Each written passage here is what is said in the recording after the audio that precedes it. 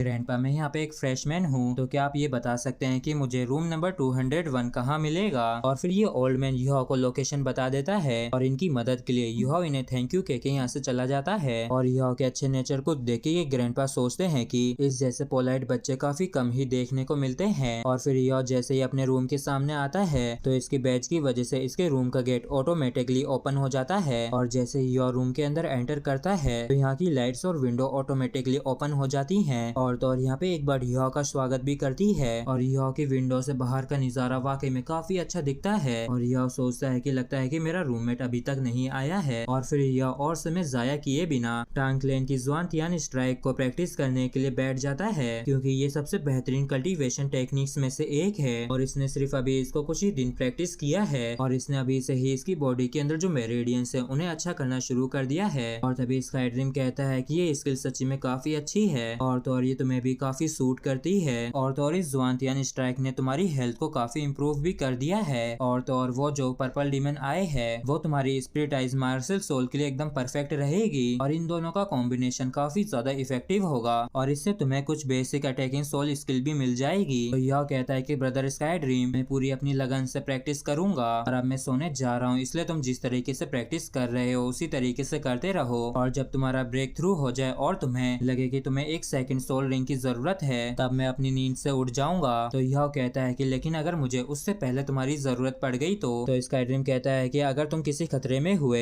तो तुम चिंता मत करना, मैं जरूर तुम्हारी मदद करूंगा। और इतना कह के स्काई ड्रीम सो जाता है और ऐसी प्रैक्टिस करते करते रात हो जाती है। और अब युहाओ को भी भूख लगने लगी थी, इसलिए ये अपनी यूनिफॉर्म को पहन के मेस की तरफ चला जाता है और वहाँ पे पहुँच के युहाओ पाता है कि उसके पास तो सिर्फ कुछ ही सिल्वर कॉइन्स हैं जिससे कि ये अच्छे से भी डिनर नहीं कर सकता है। और तभी युहाओ को याद आ जाता है जब बई ने बताया था कि स्कूल स्टूडेंट्स को रेगुलरली कुछ टास्क देता है जिनको पूरा करने पे अच्छा खासा रिवॉर्ड भी मिलता है। और ये डिसाइड कर लेता है कि स्कूल के शुरू होने के बाद ये कुछ टास्कों को लेगा और फिर ये थोड़ा बहुत खाना खा के लौट आता है। और जब ये अपने रूम की लाइट्स को ओपन देखता है तो इसे समझ में आ जाता है कि इसका रूममेट आ चुका है और ये अपने रूम का गेट खोलता उससे पहले ही इसका गेट अपने आप खुल जाता है और इसके रूम से एक काफी ज्यादा सुंदर लड़का बाहर निकल के आता है और इसकी सुंदरता को देख के युहाओ भी काफी ज्यादा हैरान होता है। और युहाओ खुश होते हुए इसे हेलो करते हुए बताता है कि ये इसका रूममेट है, लेकिन ये बंदा अपना एटीट्यूड दिखाते हुए कहता है कि मेरे कुछ रूल्स हैं और इन्हें हमेशा तुम अच्छे से याद रखना कि तुम ऐसे ही किसी को अभी डॉम के अंदर नहीं ला सकते हो और ना ही तुम डॉम के अंदर नंगे पुंगे रहोगे और सोते समय खर्राटे नहीं लोगे। और चौथा, तुम मुझे परेशान मत करना। और पांचवा कि तुम्हें ही हमेशा डॉम को साफ करना होगा, लेकिन याद रखना कि तुम मेरे बेड को टच ना करो। और फिर ये सेकी झाड़ते हुए कहता है कि तुम्हें ये सब कुछ अच्छे से समझ में आ गया ना। और यह चिल्लाते हुए कहता है कि आखिर मैं तुम्हारी बात को क्यों मानूं। जिसपे ये लड़का कहता है कि अगर तुम मेरी बात को नहीं मानोगे तो मैं तुम्हें लात मार के रूम से बाहर निकाल फेंकूंगा और अगर तुम्हें मुझ पे विश्वास ना हो तो आजमा के देख लेना। और युहाओ को गुस्सा आ जाता है तो ये इसे चैलेंज कर देता है। फिर ये लड़का अपना नाम वांगडोंग बताता है और जब युहाओ इसे अपना नाम हुआ युहाओ बताता है तो ये कहता है कि मुझे लगता है कि ये नाम काफी जल्द ही शेरेक स्कूल से गायब हो जाएगा। और फिर ये दोनों फाइट करने के लिए नीचे आ जाते हैं और जब ये दोनों फाइट कर रहे होते हैं तब वांगडोंग काफी स्पीड से इसके ऊपर अटैक करते हुए इस पे भारी पड़ने लगता है और ये कहता है कि तुम में तो बस इतना ही जोर है, लेकिन तब भी तुमने मेरे खिलाफ लड़ने की हिम्मत की तो तुम्हें इस चीज का खामियाजा भी भुगतना होगा। और तभी युहाओ अपनी स्पिरिचुअल आइज का इस्तेमाल करने लगता है जिससे ये वांगडोंग के अटैक्स को डॉज कर पा रहा होता है। और इस तरह ग्रैंडपा भी इनकी फाइट को देख रहे होते हैं जहाँ पे इन्हें युहाओ की हेल्थ काफी कमजोर महसूस होती है। और तभी युहाओ टांग क्लैन की एबिलिटीज को इस्तेमाल करके वांगडोंग को काफी अच्छी टक्कर देने लगता है, लेकिन कमजोर फिजिक होने की वजह से ये वांगडोंग के आगे ज्यादा देर तक नहीं टिक पाता है। और युहाओ को भी समझ में आ जाता है कि अगर ऐसे ही चलता रहा तो ये हार जाएगा, क्योंकि इसे वांगडोंग के अटैक्स को भी ब्लॉक करने में काफी ज्यादा दिक्कत हो रही होती है। और तभी युहाओ काफी स्टाइल में रेलिंग के ऊपर खड़ा हो जाता है, लेकिन बैलेंस बिगड़ने की वजह से वो नीचे गिर जाता है। और जैसे वांगडोंग इसे देखने के लिए आता है तो ये तुरंत ही उसके ऊपर सोल सोक से अटैक कर देता है। और ये एबिलिटी उन 4 एबिलिटीज में से एक है जिसे स्काईरिम ने इसे दिया है। और सोल सोक की वजह से वांगडोंग को काफी जोर से सिर में दर्द होने लगता है और इस मौके का फायदा उठा के युहाओ इसको धर दबोचता है और कहता है कि क्या अब तुम राजी हो। और फिर वांगडोंग कहता है कि तुम्हारी मेरे ऊपर बैठने की हिम्मत कैसे हुई, जल्दी से मेरे ऊपर से हटो। तो युहाओ कहता है कि जब तक कि तुम अपनी हार नहीं मानोगे तब तक मैं तुम्हें नहीं छोड़ूंगा। तो तुरंत ही वांगडोंग मान जाता है और कहता है कि हाँ मैं हार गया, तो प्लीज अब मेरे ऊपर से हट जाओ। और युहाओ कहता है कि अगर मैंने अपनी नाइफ को इस्तेमाल किया होता तो तुम कब के ही मारे जा चुके होते। और पहले जो तुमने 5 रूल्स का जिक्र किया था मैं उन्हें फॉलो करूंगा, इसलिए नहीं कि मैं तुम्हारी धमकियों से डरता हूँ, बल्कि इसलिए कि मैं तुम्हारी अपने रूममेट के तौर पर रिस्पेक्ट करता हूँ और मैं अच्छे से जानता हूँ कि मैं तुम्हें नहीं हरा पाता और ना ही मैं तुम्हारे मुकाबले का हूँ। लेकिन एक बात अच्छे से याद रखना कि तुम मेरी इंसल्ट ना करो। इतना कह के युवा यहाँ से चला जाता है और फिर हमें अगले दिन की सुबह का सीन दिखाया जाता है जहाँ पे युवा अब भी कल्टिवेट कर रहा होता है। तो वांग डोंग इससे कहता है कि आज से हमारी क्लासेस शुरू होने वाली हैं, तो क्या तुम अभी बेवकूफों की तरह यहीं पे बैठे रहने वाले हो। और क्योंकि क्लास को शुरू होने में अभी भी 1 घंटा बाकी था, तब तक युवा यहीं पे बैठ के प्रैक्टिस करने का डिसाइड करता है। और जब वांग डोंग अपनी क्लास के लिए जा रहा होता है तो इस दौरान रास्ते में काफी सारी लड़कियां इसकी खूबसूरती की दीवानी हो जाती हैं और कुछ देर में ही क्लास शुरू हो जाती है और इसे अटेम्प्ट करने के लिए देरी ना हो जाए इसलिए युवा यहाँ पे भागता दौड़ता हुआ आता है। और फिर क्लास में टीचर आके कहती है कि मेरा नाम झाओ यी है और मैं तुम्हारी क्लास की हेड टीचर हूँ और मैं अपनी क्लास में निकम्मों को नहीं पढ़ाती हूँ बल्कि मॉन्स्टर्स को ट्रेनिंग देती हूँ और जिन्होंने इन दिनों फाइट की है वो खड़े हो जाएं। और तभी युवा और वांग डोंग खड़े हो जाते हैं और फिर मिस झाओ कहते हैं कि क्या सिर्फ ये 2 ही हैं और बाकी के तुम निकम्मे लोग क्या कर रहे थे और क्या तुम लोगों को इस चीज का भी मतलब पता है क्या। और सिर्फ वही लोग ही स्ट्रॉन्ग होते हैं जिनके अंदर चुनौतियों का सामना करने की हिम्मत होती है और इसलिए तुम सभी ही शेरेक स्क्वायर के 100 राउंड्स लगाओगे। तो एक लड़का कहता है कि आखिर तुम हमारे साथ ऐसा कैसे कर सकती हो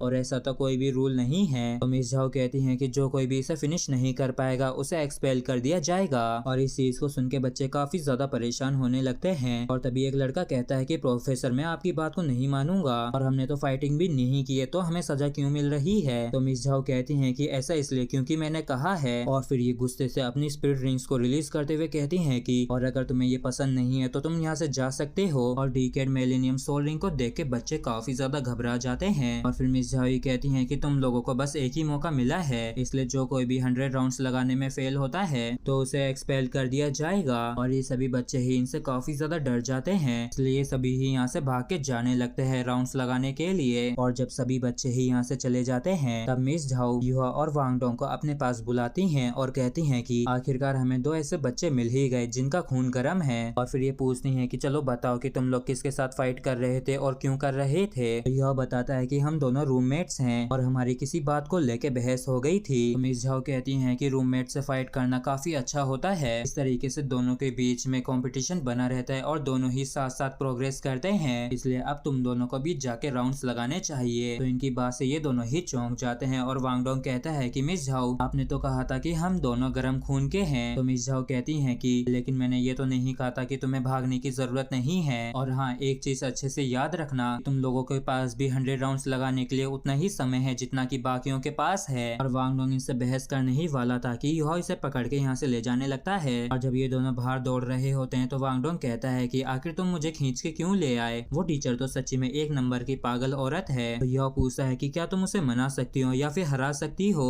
और अगर तुम ऐसा नहीं कर सकते हो और शेरेक स्कूल के अंदर भी रुकना चाहते हो तो फिर तुम्हें भी वही करना होगा जो वो कहती है। और वैसे तो मिस झाओ एक स्ट्रिक्ट टीचर हैं, लेकिन वो ये हमारे ही भले के लिए कर रही हैं। और वैसे भी ये शेरेक स्कूल है तो यहाँ पे सब कुछ स्ट्रिक्ट ही होगा, और जो उन्होंने कहा था मुझे उस पर विश्वास है कि वो हमें एक्सपेल कर देगी अगर हमने ये कंप्लीट नहीं किया तो। फिर वांग डोंग पूछता है कि उस दिन मुझे हराने के लिए तुमने किस तरीके की स्किल का इस्तेमाल किया था, और क्या तुम्हारी मार्शल सोल एक स्पिरिट एट्रीब्यूट है, जिसपे यह हाँ करता है। तो यह कहता है कि मुझे इस चीज का कोई भी घमंड नहीं है, क्योंकि अगर तुम भी अपनी मार्शल सोल का इस्तेमाल करते तो मैं निश्चित रूप से तुमसे काफी बुरी तरीके से हार जाता। जिसपे वांग डोंग कहता है कि हाँ ये तो सच है, और यहाँ पे सिर्फ कुछ ही फ्रेशमैन हैं जो कि स्ट्रेंथ के मामले में मुझे टक्कर दे सकते हैं, और मुझे बिल्कुल भी समझ में नहीं आता है कि तुम्हारे पास तो सिर्फ 10 ईयर ओल्ड स्पिरिट रिंग है, तो फिर कैसे तुमने स्कूल के अंदर एंटर किया। तो युवा कहता है कि मत भूलो कि तुम भी इसी 10 ईयर ओल्ड सोल रिंग से ही हारे हो। और युवा की इस बात को सुन के वांग डोंग मुंह फुलाने लगता है, और ये ऐसा करते हुए वाकई में काफी क्यूट लग रहा होता है। तो वांग डोंग कहता है कि चलो मैं इस चीज को जाने देता हूँ, क्योंकि तुमने भी तो मुझे उस बुढ़िया से प्रोटेक्ट किया है, तो अगर फ्यूचर के अंदर कोई भी तुम्हें बुली करता है तो मैं तुम्हें प्रोटेक्ट करूंगा। तो युवा कहता है कि तुम्हें मुझे प्रोटेक्ट करने की कोई भी जरूरत नहीं है। तो वांग डोंग कहता है कि तुम तो हार्टलेस हो, और अगर तुम मेरे इक्वल होते तो मुझे तुम्हें लेके ये फीलिंग्स नहीं होती, क्योंकि बचपन से ही जो भी मेरे उम्र के थे उन्होंने कभी भी मुझे इक्वली ट्रीट नहीं किया है। तो यह कहता है कि हमारी भावनाएं अलग अलग हैं, और इतना कह के ये वांग डोंग से आगे निकलने लगता है, और इस वजह से वांग डोंग को इसके ऊपर काफी ज्यादा गुस्सा आता है। तो फिर ये तेज भागते हुए सभी से आगे निकलने लगता है, और सबसे बाद में शुरू करने के बाद भी वांग डोंग सबसे आगे होता है। और क्योंकि युवा की फिजिक काफी ज्यादा कमजोर होती है इसलिए इसे भागने में काफी दिक्कत हो हो रही होती है और इसकी थकान की वजह से काफी बुरी भी हालत हो जाती है। और इस तरफ वांग डोंग सबसे पहले खत्म करता है और बारी बारी से और भी बच्चे इन्हें फिनिश करने लगते हैं। और तभी मिस झाओ बाकी सभी बच्चे से कहती है कि इसे 2 घंटों के अंदर ही कंप्लीट करना है। और इस तरफ वांग डोंग युहाओ को देखते हुए मन में कहता है कि आखिर मैं इससे कैसे हार सकता हूँ, क्योंकि युहाओ को आगे बढ़ने में भी काफी ज्यादा दिक्कत हो रही होती है और ये थकान की वजह से बस गिरने ही वाला होता है। लेकिन तभी कोई इसे पकड़ लेता है और जैसे युहाओ पीछे मुड़ के देखता है तो पाता है कि ये और कोई नहीं वांग डोंग है। और वांग डोंग कहता है कि जल्दी से अपनी सोल पावर को इस्तेमाल करके अपनी बॉडी का वजन कम कर लो। और फिर Wang Dong goddess of light butterfly को इस्तेमाल करता है जिससे इसके पीछे काफी ज्यादा सुंदर और बड़े विंग्स आ जाते हैं जो कि वाकई में देखने में काफी सुंदर लग रहे होते हैं। और सभी लोग ही इस चीज को देख के काफी ज्यादा अचंभित होते हैं क्योंकि ये सबसे ज्यादा सुंदर बटरफ्लाई ग्रेट मार्शल सोल है इस पूरे कॉन्टिनेंट के अंदर। और 100 राउंड्स को खत्म करवाने में वांग डोंग इसकी मदद करने लगता है और वांग डोंग को देख के सभी लोग ही काफी हैरान होते हैं। और मिस झाओ कहती है कि इन्होंने बिल्कुल भी मुझे डिसअपॉइंट नहीं किया है। और तभी युहाओ के भी राउंड्स कंप्लीट हो जाते हैं। और फिर मिस झाओ कहती हैं कि मैं जिन जिन का नाम ले रही हूँ वो सभी ही अपना बोरिया बिस्तर बांध के यहाँ से रवाना हो जाएं। और फिर ये काफी बच्चों के नाम लेती हैं। और तभी एक लड़का भड़कते हुए कहता है कि आपने जैसा कहा था मैंने वैसा ही तो इसे खत्म किया है। तो मिस झाओ कहती हैं कि मैं तुम्हारे साथ राउंड नहीं लगा रही हूँ, तो क्या तुम्हें ये लगता है कि मुझे तुम्हारे घोटाले के बारे में कुछ भी पता नहीं चलेगा? और मुझे अच्छे से मालूम है कि तुमने सिर्फ 98 राउंड्स ही लगाए हैं। और इस बंदे की पोल खुल गई होती है तो ये घबराते हुए कहता है कि आप मुझे इतनी सी बात के लिए बाहर नहीं निकाल सकती हैं। तो मिस झाओ कहती हैं कि शेरेक स्कूल सिर्फ मॉन्स्टर्स को ही बढ़ावा देता है जो कि वॉरियर्स होते हैं, लेकिन वो किसी भी हालत में चालाक या फिर धोखेबाज नहीं होना चाहिए। और उसके पास अगर बिना ईमानदारी के ताकत है तो वो कल्टीवेट करने के बाद देश के अंदर विनाश ला सकता है। और इसलिए ही तुम शेरेक स्कूल का स्टूडेंट होना डिजर्व नहीं करते हो। और अगर तुम्हें मेरी बात समझ में आ गई हो तो अपना बोरिया बिस्तर बांधो और यहाँ से चलते बनो। और मैंने जिनके भी नाम लिए हैं उनमें से 9 लोगों ने रनिंग के दौरान चीटिंग की है, इसलिए ये भी एक्सपेल होंगे। और अगर तुम लोग मेरी बात से राजी नहीं हो तो तुम लोगों के पास पूरी आजादी है एकेडमिक ऑफिस के अंदर जाके मेरी रिपोर्ट करने की। और तभी ये लड़का युहाओ की तरफ इशारा करते हुए कहता है कि प्रोफेसर, इसने भी तो दूसरे की मदद लेके रेस को फिनिश किया है, तो फिर आपने इसे एक्सपेल क्यों नहीं किया? तो मिस झाओ कहती हैं कि मैंने पहले ये नहीं कहा था कि कोई भी किसी की मदद नहीं कर सकता है और इसमें कोई भी प्रॉब्लम नहीं है कि कोई खुद से दूसरों की भागने में मदद करना चाहता हो तो। और तुम्हारी तो किसी ने भी मदद नहीं की ना, तो अब यहाँ से दफा हो जाओ। और फिर ये बाकी सभी स्टूडेंट्स को क्लास में भेज देती हैं। और इस तरफ वांग डोंग युहाओ के साथ जाते हुए कहता है कि ये चुड़ैल तो काफी ज्यादा निर्दयी है। तो युहाओ कहता है कि तुम्हारा धन्यवाद मेरी मदद करने के लिए, क्योंकि अगर तुम ऐसा नहीं करते तो मैं भी एक्सपेल हो जाता। तो वांग डोंग कहता है कि मुझे भी तुम्हारा धन्यवाद करना चाहिए जो तुमने मुझे उस समय टीचर से लड़ने से रोक लिया था, क्योंकि अगर तुम ऐसा नहीं करते तो मेरा भी काफी समय बर्बाद हो जाता, जिसकी वजह से मैं भी इसे समय पे कंप्लीट नहीं कर पाता। और फिर इनकी क्लास शुरू हो जाती है और मिस झाओ युहाओ से उसकी सोल पावर के बारे में पूछती है। तो युहाओ बताता है कि मेरी सोल पावर लेवल 11 पे है। और 11th लेवल का सुन के सभी लोग काफी चौंक जाते हैं और सोचने लगते हैं कि ये कैसे 11th लेवल के साथ आखिर शेरेक के अंदर भी कैसे घुस पाया। और इस वजह से वांग डोंग अपना चेहरा छिपाने लगता है और कहता है कि मुझे अपने आप पे शर्म आनी चाहिए जो मैं इससे हार गया। और ये चीज सच्ची में काफी ज्यादा एम्बेरेसिंग है। और शेरेक के अंदर एंटर करने के लिए तो लेवल कम से कम 15th होनी चाहिए, तो फिर इसने कैसे एंटर किया? और फिर मिस झाओ कहती है कि हाँ, तुम लोग बिल्कुल सही सोच रहे हो कि युहाओ की सोल पावर लेवल 11 पर ही है। और क्योंकि ये एक स्पेशल गेस्ट है इसलिए ही ये स्कूल के अंदर एंटर कर सका है, लेकिन अगर तुम स्कूल के द्वारा दिए गए टास्क को पूरा नहीं कर पाते हो तो फिर तुम्हें तुरंत ही एक्सपेल कर दिया जाएगा।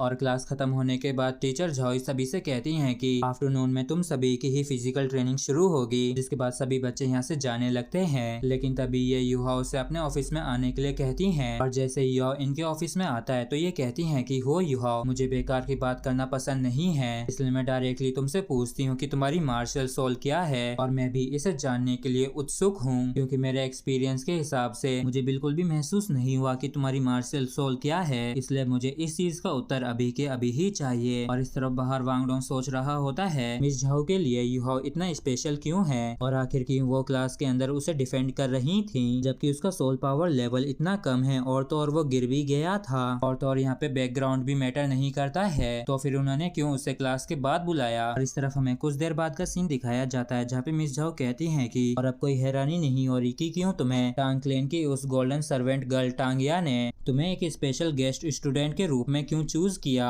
और फिर ये अपने साथ इसे लेके सोल गाइडेंस डिपार्टमेंट में ले आती हैं, जहाँ पे ये एक डिवाइस से एक गेट को काफी शानदार तरीके से खोलती हैं